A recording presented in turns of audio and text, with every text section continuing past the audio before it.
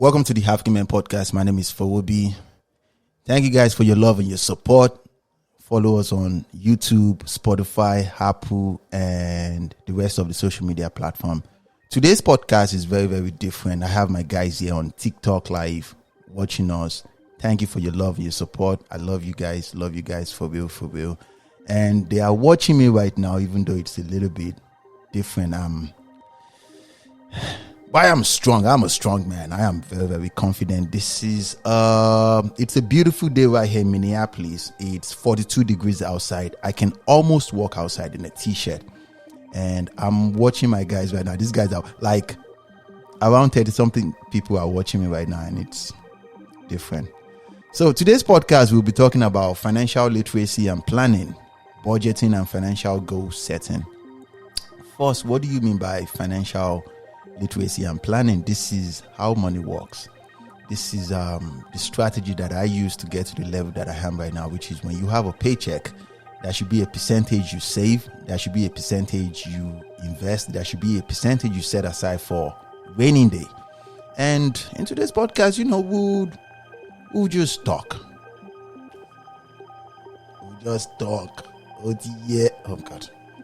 So now, the importance of financial literacy and planning in that achieving a long-time financial stability. In the book by Robert Kiyosaki, The Rich Dad Poor Dad, he said most people, 90% of people, he said close to 90% of people are trapped in a rat race. And a rat race is when you know that, if you don't have a job for more than 2 months, there's a big chance you will go homeless.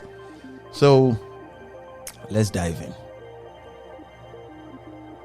Now, financial literacy is you understanding how money works. And on today's podcast, we'll talk about the significance in making informed financial decisions. In the United States, where we reside, and most first world countries out there, most people don't understand how money works. And there's a lot of opportunity. That's the reason why a lot of immigrants go to these first world countries to start a life. And one of the things that I want to dive in to talk about today is when you make a full-time, like let's say you make a check and a monthly check, you're not supposed to transfer that payment into your main bank account. The money should go into your life insurance, and then you borrow the money out to fulfill your daily, your monthly needs. But most people don't understand how money works. And there are two life insurance that I would suggest, which is the whole life insurance and index universal life insurance. Now, your full-time paycheck will go into it, and the benefit is this: the federal government, which is the IRS, they are entitled to 35% of your check. That is a lot of money. So if you make, let's say you make $100,000, they are entitled to take out $35,000 of your check. Come on now, we are not fools out here. So the plan is to transfer all that check you get into your life insurance. You borrow those money out. And one of the benefits of you doing this is, let's say you make $4,000 or $5,000 in a month. When you transfer the money into your life insurance, the money stacks. You get like, so $4,000 in January, $4,000 so it stacks. So it's like you're borrowing money against the money you have. It's almost like a savings account. So when you borrow the money out at the end of the year, when it's time to file your tax, because you want to take back that 35% for them, from them. You tell them that, okay, you borrowed so amount of money. You get what I'm saying? And at the end of the second year, you borrow money against that money to go buy an investment property or something. Or let's say a property where you used to do Airbnb or, something in short, in short-term rentals or anything. But most people will say, why do I have to do that when I have to borrow out my own money? You and I are like, we are regular people. You follow the steps of rich people, how rich people live their life. And when you buy a property, you don't buy these things in your name. Even the bank or that life insurance, it's not going to be in your name. It's going to be in the name of a business. And that business will be placed in a trust. So, but go do your research on this though. Let's continue. Now, What are the consequences of financial literacy and the benefits of improving financial knowledge? You see, when it comes to money and financial education, it is like personal development. It's something that you have to keep learning how to do because policy changes. Shout out to you, Linda from Philadelphia, and shout out to you, Star23. Thank you for your love and your support. Now, the consequences is just that you're on top of the money you make and the money you spend. Like, you have to be on top of your game. I was reading this reading this magazine a couple of weeks ago, and it said that what makes people poor is not just their financial decision, is the small money they spend. Let's say you spend $20 here, $15 here, $10 there. Like, this money adds up. Like, rather than save the money into your bank. Now, check this out, guys. When you borrow money out of your life insurance to survive, to pay your bills,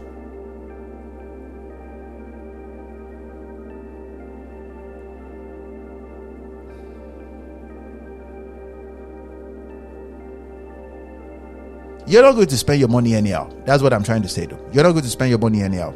So, my advice to you is to have budget and financial goals. What do you plan to use your money for in the nearest future? You should have a budgeting. Let's say all your bills falls to around 2,000 or let's say 3,000. And let's say you make 5,000. You get what I'm saying? You need to have plans. I say this on this podcast that you learn to use the scale of preference. The scale of preference is when you write everything you want to do on the left-hand side of a paper or of a left-hand side of a document or something. And let's say 1 to 5. These are things that you want to accomplish in your life or you want to use money for. You write those things on the left-hand side and then you rearrange them.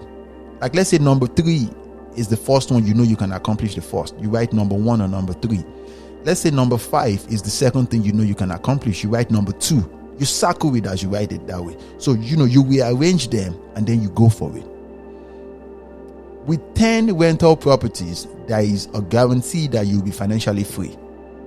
And you're not using your own money. You use the bank's money, the federal government money, because you borrow money.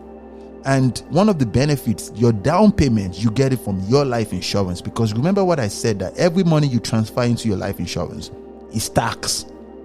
So even if you borrow money against it, like let's say you deposit 4,000 of your check, your main check, into your life insurance, and you borrow it out immediately. The next month check will pay off the money you borrowed previously. Am I making sense? So it's like you're rinsing your home money. You get me? So continue to do your research though. Do your research on this. Don't just get don't just go out there and just get any life insurance. You want somebody, a professional that understand how this thing works, and tell them your plan, what you plan to do with this, and what let them know. Tell them you're trying to create your own bank. Yes, that's what you're trying to do. You're trying to create your own bank. Rich people do this all the time. Think about this. Apple corporations. Apple is worth like $1 trillion. Was it 3 years ago? Apple borrowed $100 million. Apple has, I think they said they have a physical cash of $150 million. Like a physical cash in a bank. But they still went to banks to borrow $100 million. Like, why do you think they do this? Because when you spend your own money, you have to pay tax on those money. So you need to understand how money works. You don't spend your own money. Debt. In a first world country, debt is power, man. Robert Kiyosaki said last year, he said he has $2 billion of debt. A lot of people were laughing at him. They said he's broke. That guy is like $12 million net worth. He has a net worth of $12 billion. So, this is how money works. You use the debt to avoid paying tax. Because if you make 100,000, it doesn't even make any sense to pay the government back 35%. Like, you are a fool if you do that. No disrespect to you though. So, let's talk about the importance of setting clear financial goals. You have a direction. When you have a financial goals of, okay, all the money I will make in 2024, this is what I will use it for. Or let's say you're making plans to start something in 2025 and you're working, like, let's say right now, All the money you make, you're trying to use it to pay off your bills, all your credit card debt, everything, your student loan, everything, at least for now, if that is what you're trying to do. Or let's say you want to buy other people's business, because that is also a strategy that people use. People go to different websites to buy people's business. You can do it. And the benefit is you probably need to put down 15% or 20% or 25%. You will get that money from your own personal bank, which is your own life insurance. You get me? This is a financial. When you have a clear financial goal, it makes it easy for you to know where you're going. And then,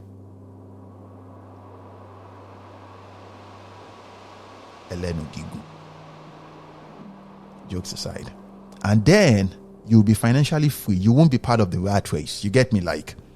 So, and that will take us next to investing for the future. You get me? Investing for the future, though, you have to be 10 years ahead of this old game.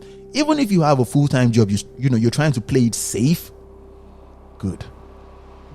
I strongly encourage every one of you to have a side hustle. It might be digital marketing. It might be in marketing. It might be in real estate, house flipping, just short-term rentals. You need one of those as a side hustle. Because in today's job, labor market, they are not reliable. They are not reliable in any way. You get me? They are not even dependable. They will fire you anytime they think they want. So when you have a backup plan, you are planning for the future, though. So the first thing you need to do is never, under no circumstance, must you save your money in a bank. You don't open those savings accounts. Because what is the return on investment on all the money you save in a bank? It is 1%. What is the return on investment of the money you save in your whole life insurance or index universal life insurance? It is 4%. You get me? So just imagine you put in $4,000 and you borrow that money out. That money is still yielding profit continuously. This is how you should move. So that means if you put in 1 million, you get me? You get 4%. 4% return on investment. 4% is like 40,000. That is a lot of money. That is a lot of money, though. So learn to invest in your future. While some people will tell you to invest in stocks, bonds, mutual funds, and those things, bro, I don't know about stocks, so it's not for me. Stock is not for me, though. And crypto used to be it for me, but man, towards the end of 2022, we lost a lot of money in crypto. So right now it's just real estate and buy other people's business. That's the way forward. Now, let's talk about building financial resilience. Let me see this. Because remember when I said, my guys are here. Adeyemo from TikTok said, crypto is for me. You need to master the game. Whoa. If it works for you, I still have friends that crypto works for. For me, bro, crypto is not for me. After losing the kind of money that I lost, hell no. But kudos to you, though. Now let's talk about building financial resilience. When it comes to crypto, I don't have that financial resilience. You get me? Because I lost major money. I was like, no, some people can handle that stress. Not for me, man. Not for me, man. So, if you can withstand unexpected financial loss, good for you, though. Oh, yeah, good for you. If you can withstand it. For me, I lost a lot of money in 2022. A lot of money, though. It almost affected me because hell no. Then we were following all this Shiba Inu. Come on, bro. But financial resilience, man. Perseverance and co. It's going to help you. Now, strategies for building an emergency fund and managing debt. Simbi from TikTok said, the shock of losing your whole money. You waking up one morning and you see and you see your money go from that big stack, just jump all the way to 9,000. You see 9,000. Let's say you go to bed, you see 450,000. And then you wake up the next morning, you see 9,000, bro. Stock and crypto is it's the biggest gamble. It's not for me, man. Fuck it. So the strategies for building an emergency funds. is this: you divide your money into. Some people will say you have 5 accounts. I don't have 5 accounts. Hell no. So what I do is, I don't even have an emergency fund account. No, I have a regular account. That one I use it for paying up all the credit card debts, and then the American Express itself is what I use to pay the bills of the mortgage, pay the bills of the businesses. The American Express itself, and then that one account, and then I have a business account that you use that to reserve the funds for the to pay tax and those things, and that's it. Emergency funds, bro. Emergency fund stays there around 3,000, 4,000 in the main account just in case. Because I don't want to leave every box in my account and then let the banks, because the banks will use your money to do business and you won't get any return on investment, probably 1% or half or 0 point something. No, hell no. Doesn't make any sense, at least to me though. So, let's talk about teaching financial literacy to those of you that have kids and family members. When you come together with your friends and your family, I want you to talk about money.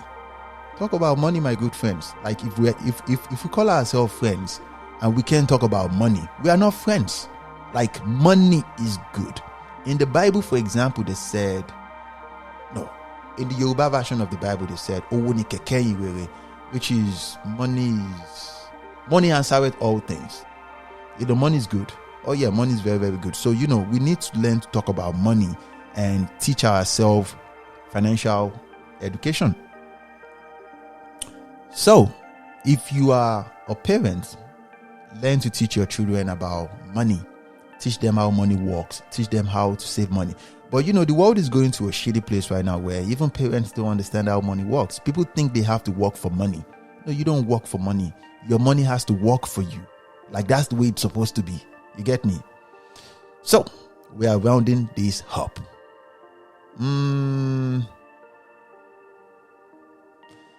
Let's talk about long-term planning and retirement. I would say this though. There is a massive return on investment with whole life insurance, index universal life insurance, massive return on investment. And it is something that most people are using right now for their retirement plan. With what I told you just now, which is putting your check into that life insurance. You borrow the money out to go do other things.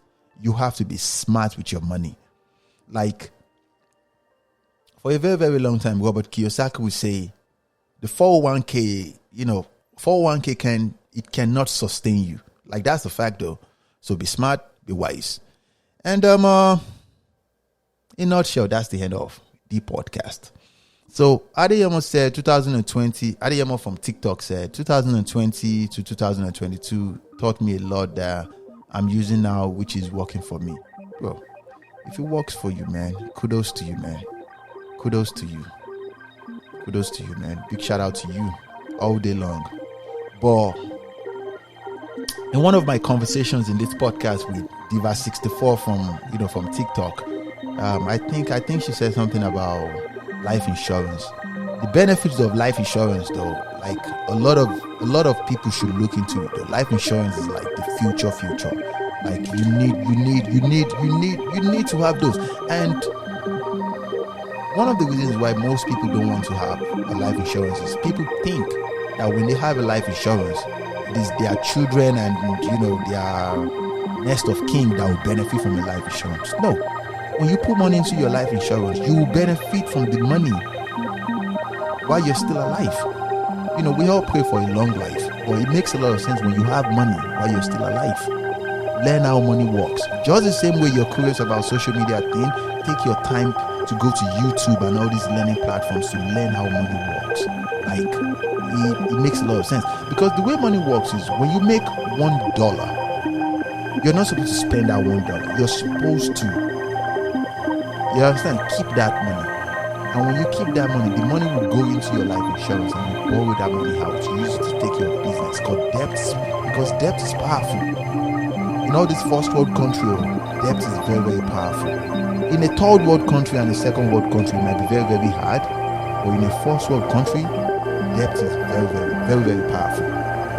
So, this is the first time I did a 19-minute podcast. Normally it's supposed to be 25 because I'm by myself. This one, I have a lot of people looking at me right now.